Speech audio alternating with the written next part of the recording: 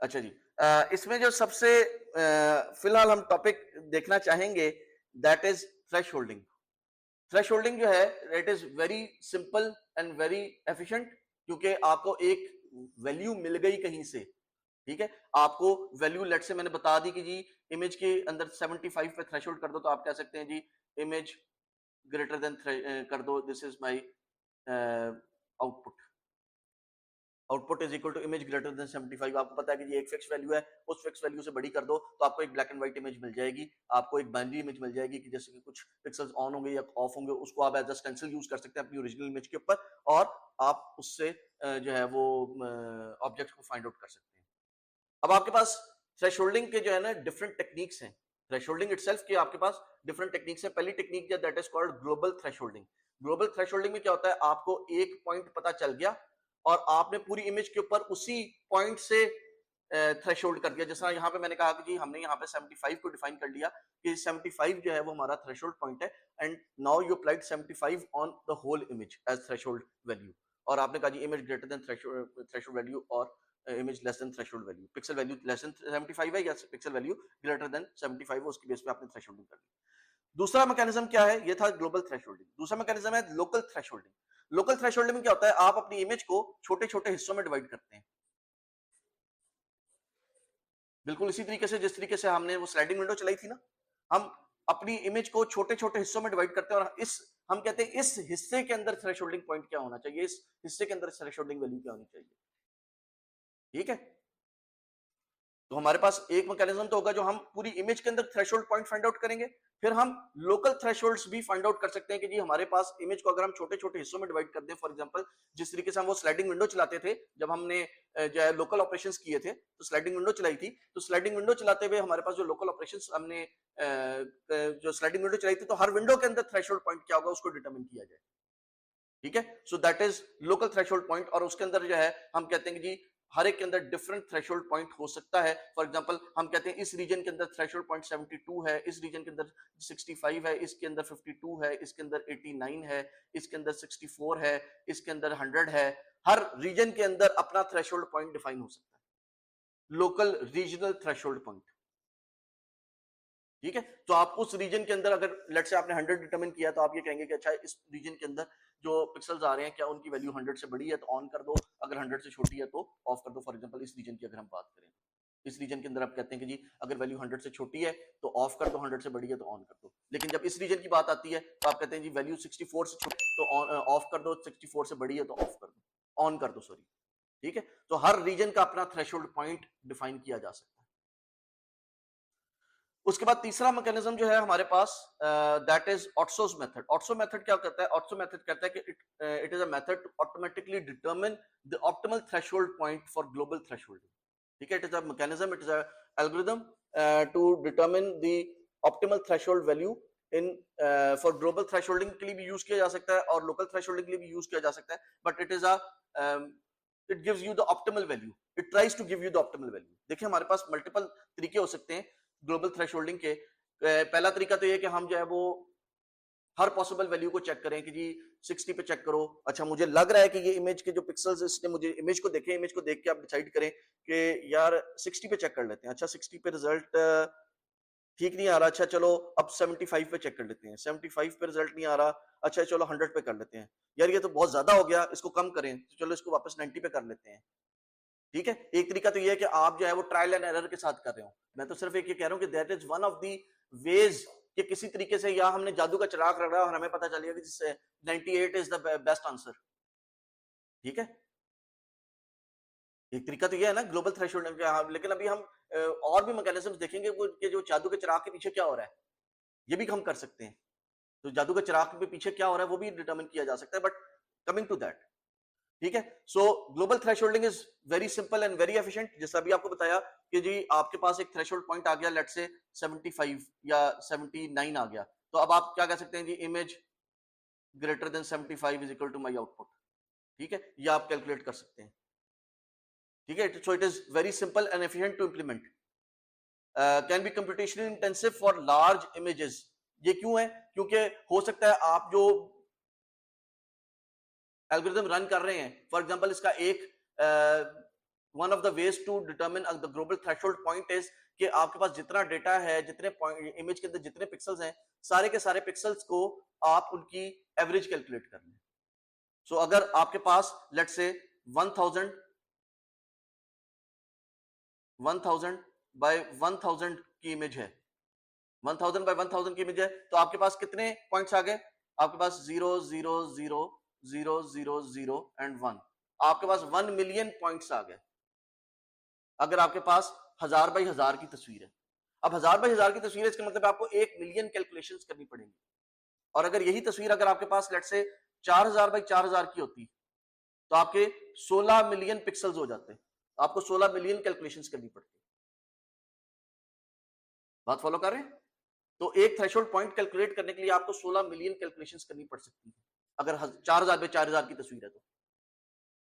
ठीक है, so it can be computationally intensive for large images. जैसे जैसे इमेज का साइज बढ़ता जाएगा तो आपके पास नंबर ऑफ ऑपरेशंस जो कि रिक्वायर्ड हैं they would also increase, and it may not work with images that have multiple objects. For example आपके पास जो है वो ट्री भी है, कार भी है, आपके पास जो है वो उसमें पेडेस्ट्रियन भी है, और हर एक डिफरेंट ग्रे स्केल लेवल के का वो है, तो उसके अंदर जो है ग्रे स्केल रीजन का है, तो उसके अंदर आपकी डिटर्मिनेशन जो है वो ग्लोबल थ्रेशोल्डिंग में तंग करेगी आपको। It is not an optimal in such kind of images.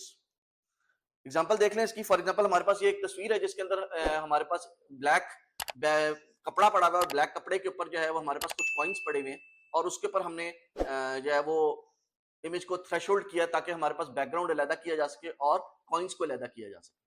हमने एक सिंगल थ्रेशोल्ड वैल्यू अप्लाई की है, और उससे हम जो है वो डिटरमिन करना चाह रहे हैं कि जी कॉइन्स के पिक्सल्स कौन से हैं और बैकग्राउंड के या जो हमारे पास पीछे ब्लैक कपड़ा पड़ा हुआ है उसके पिक्सल्स कौन से हैं।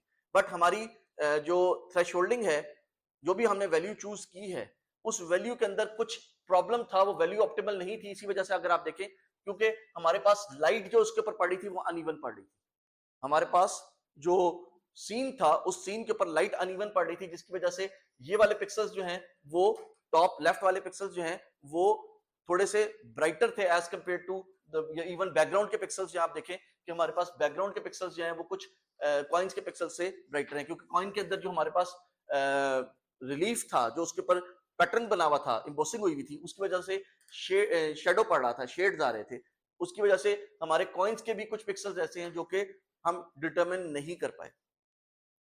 अब कुछ प्रॉब्लम्स ऐसे होते हैं जिन प्रॉब्लम्स को हम कहते हैं कि ओके ये हमारे एक्सेप्टेबल प्रॉब्लम्स हैं, इन प्रॉब्लम्स को हम नेक्स्ट स्टेज में जाके, नेक्स्ट स्टेप में जाके रिजॉल्व कर लेंगे। ठीक है, जब हम मिड के बाद नेक्स्ट टॉपिक पढ़ेंगे तो उसके अंदर हम इस तरह के इश्यूज को रिजॉल्व करेंगे कि ऐसे पिक्सल्स जो कि ऑन रह गए हैं, जिनको ऑफ होना चाहिए था, यानी बैकग्राउंड के पिक्सल्स जिनको ऑफ होना चाहिए था, लेकिन हमारी सेगमेंटेशन की गलती की वजह से वो ऑन रह गए हैं, उनको ऑफ किस तरह किया जाए। और सिमिलरली हमारे कुछ ऐसे पिक्सल्स हैं जो कि हमारे ऑब्जेक्ट का हिस्सा थे, लेकिन हमारी सेगमेंटेशन पॉइंट जो हमने थ्रेशोल्ड पॉइंट लेट से चूज किया, उसमें गलती की वजह से वो पिक्सल्स ऑफ हो गए, हालांकि वो ऑन होने चाहिए थे, they were part of the object, they should have been turned on. तो उनको ऑफ किस तरह किया जाए, उनको ऑन किस तरह किया जाए। ठीक है, सो ये इंशाल्लाह जो हम मिड के बाद नेक्स्ट टॉपिक पढ़ेंगे उसके अंदर जो है ये भी डिस्कस करेंगे कि how to handle such kinds of problems. Global thresholding के हमारे पास डिफरेंट तरीके हैं। फॉर एग्जांपल हम जो है वो फिक्स्ड वैल्यू चूज कर सकते हैं बाय ट्रायल एंड एरर। हम कहते हैं जी 75 ले लो, अच्छा 75 से अच्छा नहीं आया तो 80 ले लो, 80 से अच्छा नहीं आया 100 ले लो, 100 ज्यादा हो गया तो 95 कर लो। ठीक है, ट्रायल एंड एरर के थ्रू हम वो कर सकते हैं कि हमें कौन सी वैल्यू अच्छी देती है। लेकिन यहाँ पे हमारे पास अगेन आपका वाला सवाल कि अगर हमारे पास लेट्स से एक वीडियो स्ट्रीम चल रही है, हमारे पास लाइव डेटा आ रहा है, तो उस वक्त तो हमारे पास इतना टाइम नहीं होगा, ना हमारे पास इतने रिसोर्सेज होंगे कि हम एक बंदे को बिठा के उससे कहें कि जी अच्छा इस इमेज के लिए बताओ थ्रेशोल्ड पॉइंट क्या होगा, इस इमेज के लिए बताओ थ्रेशोल्ड पॉइंट क्या होगा। हमें कोई ऑटोमेटिक मैकेनिज्म चलाना पड़ेगा और उसके बाद जो वो बताएगा उसमें कोई गलती आ गई तो उसके हिसाब से हमें एडजस्टमेंट करनी कम या ज्यादा की करनी पड़ेगी। So we would have to have some automatic mechanism. So automatic mechanism एक तो ये है कि आप इमेज के कुछ स्टैटिस्टिक्स देख लें, स्टैटिस्टिक्स देख लें। फॉर एग्जांपल आप कहते हैं जी मेरे पास जो इमेज है, मैं इस इमेज की मीन वैल्यू ले लेता हूं, इस इमेज के सारे पिक्सल्स की देखता हूं कि इनका मिडिल पॉइंट कौन सा है। जितने पिक्सल्स ऑन है जितने पिक्सल्स ऑफ है उनके हिसाब से उनका मिडिल पॉइंट कैलकुलेट कर लेता हूं। तो that is one of the mechanisms.